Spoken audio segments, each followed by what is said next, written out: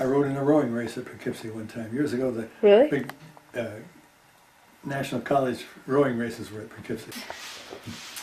So first I'm going to start, like I said, with some simple questions. What is your full name? Donald Roy Mack. And when and where were you born? I was born on March 14th, 1925 in Seattle, Washington. And what was your pre-war education? I finished high school. I got in 1 year of college at the University of Washington before I got drafted. Okay, and what was your occupation before the military, if you had any? Well, I was a student, just a student. And how did you hear about the attack on Pearl Harbor? Well, I lived in Seattle, which was as close to Japan as you could get in the United States, and we were worried. I heard about it, the day that occurred. And I remember going to sleep that night, looking out to the west and wondering if Japanese airplanes were going to be coming that night. As I remember, Seattle already was blacked out that night, so in anticipation of air raids. So I knew about Pearl Harbor just about as soon as this happened. And how did you react to that when you heard? Well, oh gee, I was only, 1941, I was only 16 years old, and I guess I was certainly concerned. We expected it. I remember that a teacher at school the next day said, well, we knew this was going to happen, so now we're in the war. Just like that. Wow. And when did you enter the service? In July of 1943. And you said you were drafted, right? Yes. Okay. And what was your branch of service? Army. Where did you receive basic training? Camp Hood, Texas. It's now Fort Hood, Texas. Right out in the middle of nowhere.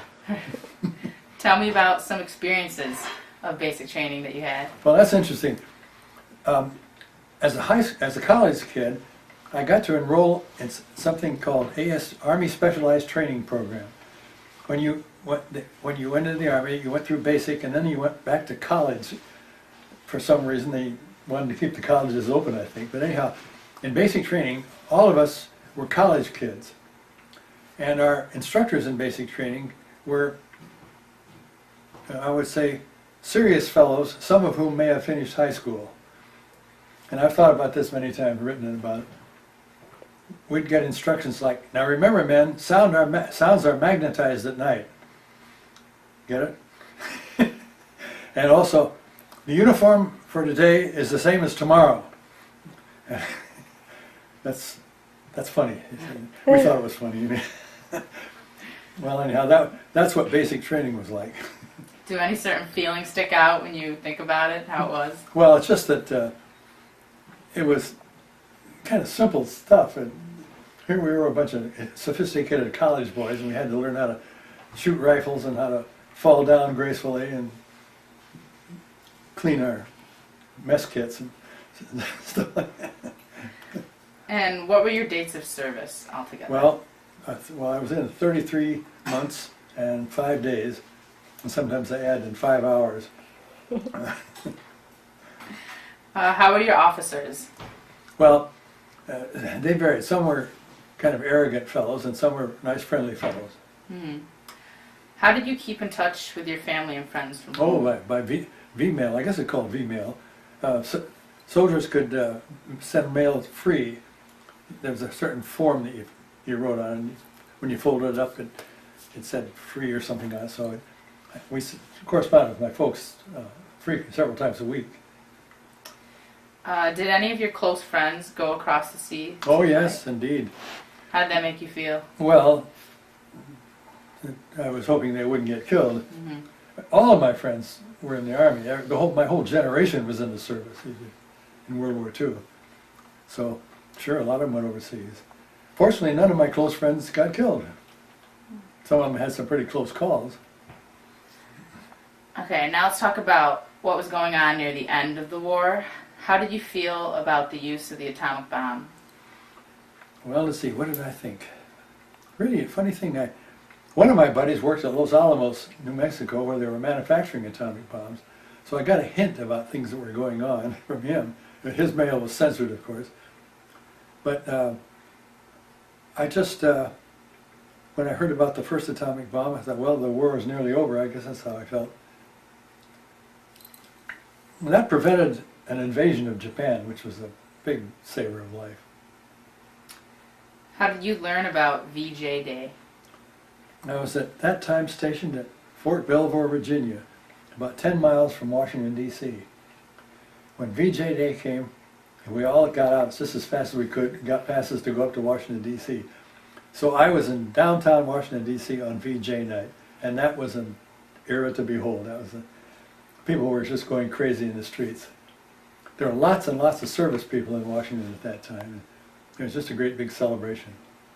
How are you feeling? Like, what was going through your head? Oh, just joyous, of course. Oh, we were terribly elated. Now in Europe, were you aware of the concentration camps? No, not very much. I don't think I knew about them until after the war. I don't think so. And when you did, what was your reaction? Oh, just what a horrible thing to do. Just inhuman, of course. How did you learn about VE Day? Well, now let's see. VE Day I was in Cleveland, Ohio, as I remember.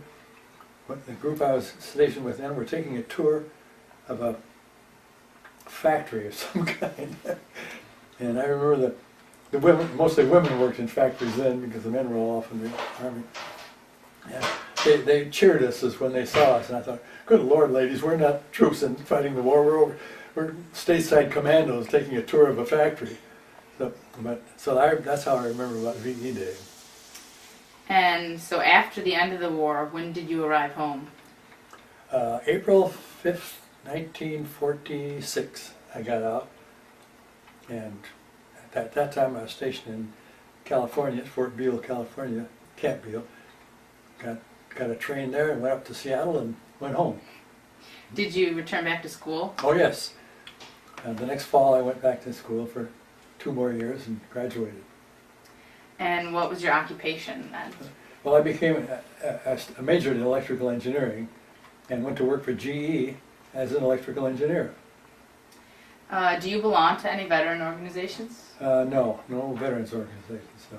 Have you been to any reunions with fellow friends? Not GI friends, not veterans, no. I haven't made anything of veterans activities. What would you say was your most memorable experience in the service? I think, did I have to answer that question before in writing for you? Probably something like that. I had to write it for somebody. I know VJ night was one of the times. And, oh gosh, I really don't know what else. I had some good experiences. I was stationed over a lot of places in the United States, never got overseas. So I saw a lot of memorable places and met memorable people. Looking back now, how do you feel about your military experience?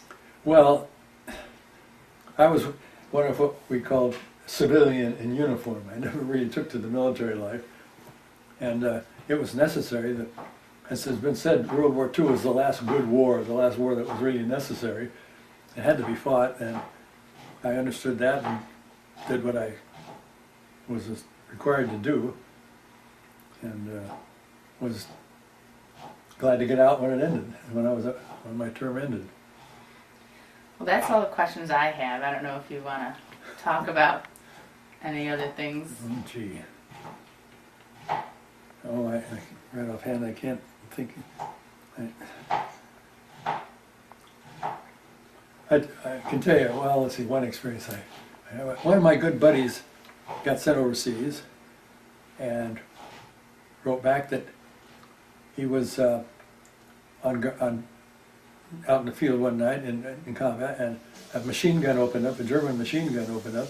He hit the ground, and just as he fell, a bullet went through his field jacket, through the cloth of his field jacket. And if he'd hit the ground a fraction of a second earlier, the bullet would have gone through him. There are lots of stories like that from guys who were overseas. And one rule that I can tell anybody: if a war story is so ridiculous that nobody would make it up, it's true. If it's patent, sounds like a movie scene, it's probably not true. There's lots of those crazy war stories that things that just could never happen in real life, but they did. Okay.